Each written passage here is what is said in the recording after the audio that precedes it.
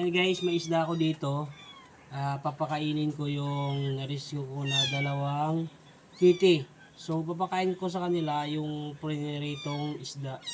So malakas na silang kumain guys. At titingnan natin kung yan guys, ito yung na-rescue ko na dalawang kitty. So pakainin natin siya ng isda guys.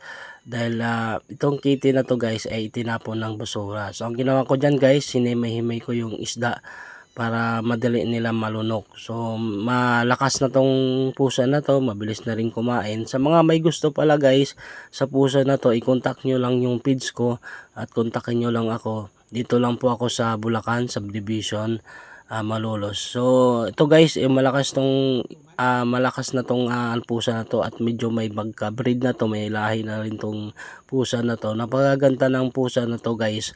At kung gusto nyo lang ampunin, ay contact nyo lang yung page ko para maibigay ko sa inyo yung pusa na to. Napakaganda ng pusa na to guys at medyo may pagka-breed na.